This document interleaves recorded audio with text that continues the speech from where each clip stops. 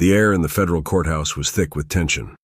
Outside, hundreds of people packed the steps, holding signs that read, "Justice for Jalen" and "Stop the System's Hate."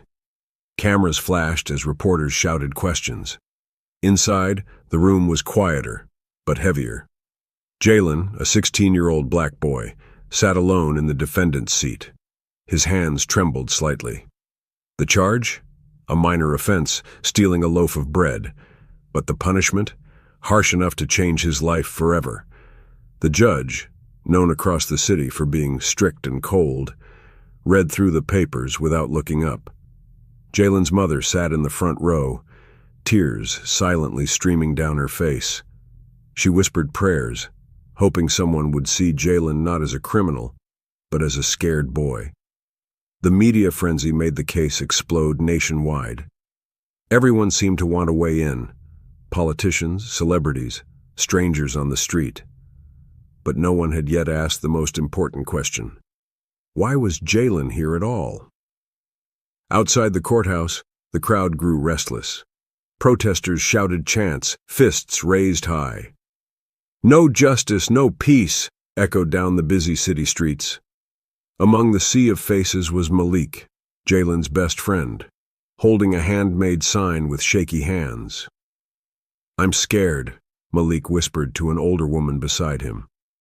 "What if they take him away forever?"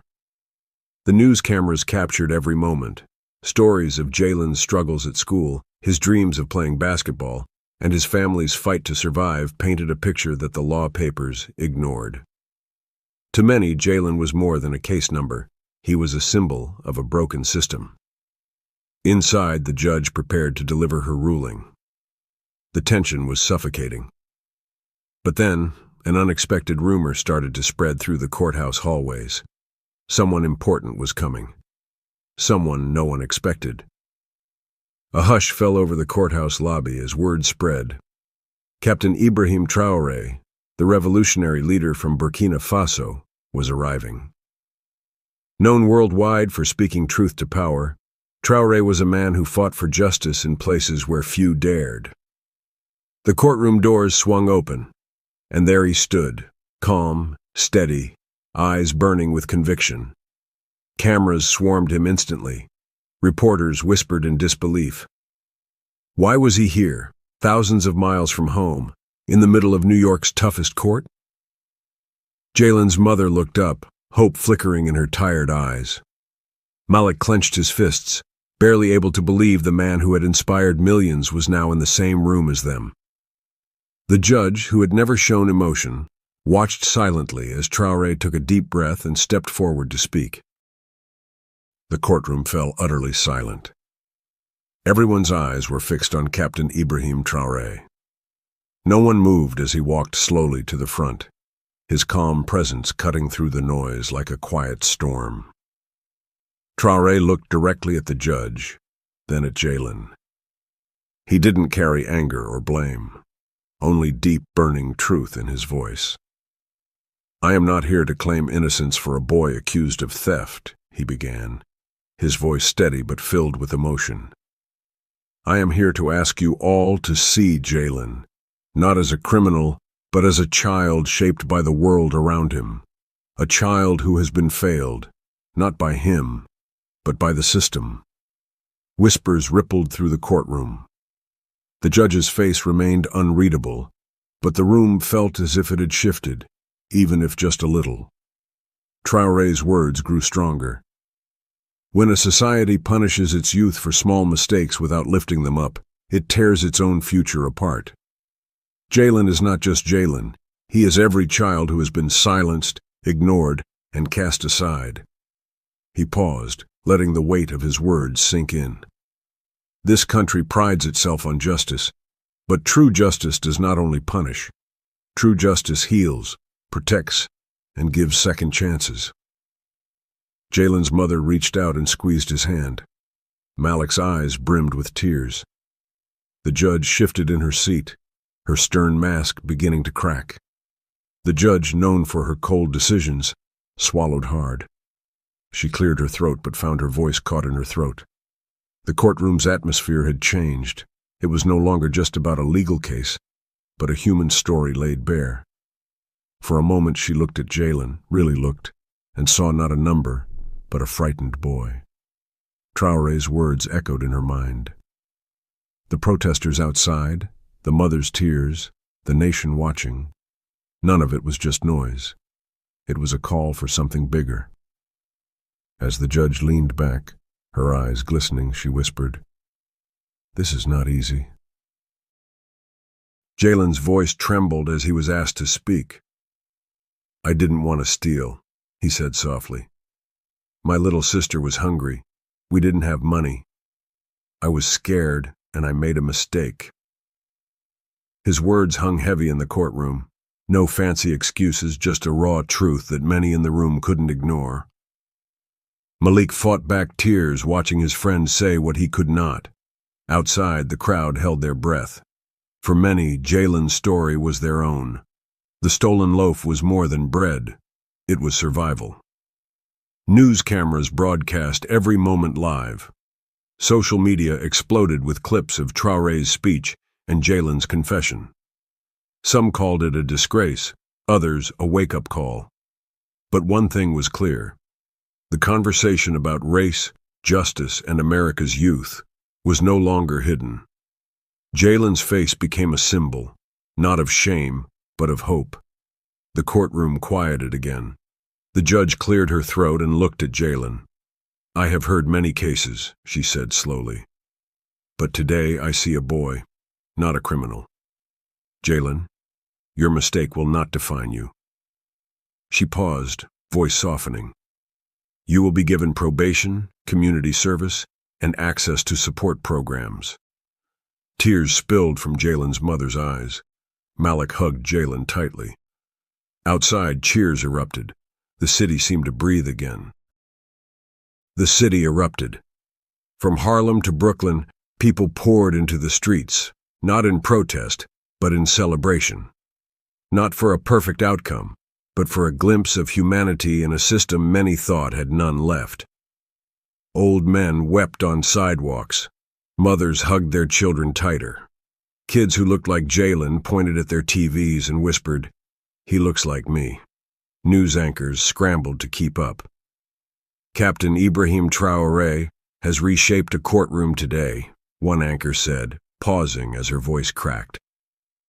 America didn't just witness a legal ruling. It witnessed something deeper, a shift. But not everyone celebrated. In quiet offices and powerful circles, conversations turned cold. "We can't let this man interfere again," someone muttered in a room far from public eyes. That night, Traoré sat alone in his hotel room. The lights of New York City blinked outside his window. He opened his suitcase and pulled out a folded, worn-out letter. It was written decades ago by a civil rights activist imprisoned in Alabama. It read, "The true battle is not in the streets, but in the hearts of those who stop believing that change is possible." He stared at it, eyes heavy. For Traoré, this courtroom moment wasn't just about Jalen. It was about a global fight, one he had carried across continents. Suddenly his phone buzzed. It was Jalen. "Sir," the boy whispered, "thank you. You didn't save me. You made them see me." In the days that followed, cameras followed Jalen everywhere, but no one noticed Malik, the quiet friend who had stood by him through it all. Until one night, Malik knocked on Traoré's hotel room door. "I have to tell you something," he said, shaking. "It wasn't Jalen who took the bread. It was me." Traoré's expression didn't change. He just opened the door wider. "I made him promise not to tell. I was scared. But now, after all this, I can't stay silent." The room filled with silence. Then Traoré placed a hand on Malik's shoulder. "Justice," he said gently, "doesn't begin in courtrooms. It begins with courage." Malik didn't want attention. He didn't want cameras. But truth has a way of rising. The next morning, a blurry clip surfaced online, Malik standing on the courthouse steps saying, "It was me. I stole the bread." Within hours, it went viral. Some called him brave, others were furious. Jalen could have gone to prison for something he didn't do. When reporters asked why he kept it secret, Malik's voice cracked. Because Jalen has a future, he's all his mom has. I couldn't take that away from her. The internet paused. Then something strange happened. People cried. Thousands of comments poured in. I've never cried this hard. This broke me. Protect Malik at all costs. Jalen watched Malik's confession on the news and couldn't stop shaking. I told you not to say anything, Jalen said, tears pouring down his face during a live interview. You didn't just save me. You gave me my life back. He stood up suddenly and walked off set. Cameras followed him as he ran through the streets, finally stopping in front of Malik's apartment. Malik opened the door and they just hugged, sobbing. Two boys, broken by the world, holding each other like brothers. That moment became the most shared video in the country. Even grown men online admitted, I haven't cried this hard in years. Back at the courthouse, government officials quietly pushed back. Some said Traoré should have stayed out of American issues. Others feared his influence. But he didn't care. He stood before another crowd, this time at a local high school, surrounded by kids who had lost faith in the system. Don't let anyone tell you your voice is too small, he said. One truth, spoken with courage, can move nations. A little girl raised her hand and asked, Are you going to leave us now? He knelt down, smiled, and whispered, Not yet. There's still more to fix. The crowd exploded with cheers. Teachers cried. Some students later said that was the first time they felt seen in years. Newsrooms shifted. Pundits paused. A new question emerged across America. What kind of nation punishes children for being poor? In neighborhoods forgotten by the system, murals of Jalen and Malik appeared. Graffiti read, They didn't just survive. They showed us how to live. A senator quoted Traoré's speech in Congress. A teacher played it in class. Parents hugged their children tighter. Jalen started writing poetry. Malik joined a youth advocacy group.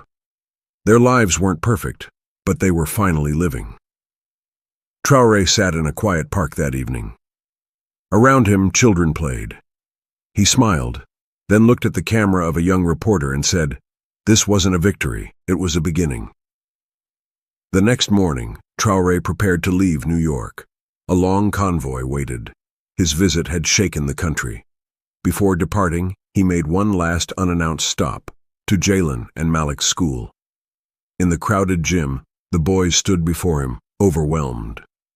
Traoré pulled out a folded note, the same letter from the civil rights activist, and handed it to them. You two, he said, voice low, carry the light now. Jalen tried to speak, but broke into sobs. Malik stood frozen. The entire gym, filled with students and teachers, went silent. Then a soft chant began. Thank you, Captain. Thank you, Captain. Even the teachers couldn't hold back their tears. That night, a final video swept across YouTube. It showed a montage. Jalen and Malik hugging. Protesters wiping their tears. Traoré walking alone through New York streets, carrying nothing but his coat and that letter. Over the footage, Traoré's voice played. To the children of the world, your worth is not defined by what you lack, but by the courage to keep standing, even when the world refuses to see you. People didn't just watch, they wept. Some held their kids tighter. Others wrote letters to their lawmakers, and thousands whispered, I'll never forget this story. If this story touched you, if you cried for Jalen, if Malik's sacrifice moved your heart, if Traoré's words made you believe again, then don't scroll past. Hit the like button right now. Drop a comment below. Tell me what made you cry. And most importantly, subscribe, so you never miss a story that makes the world feel a little more human. Because together we can build a channel that heals, one tear at a time.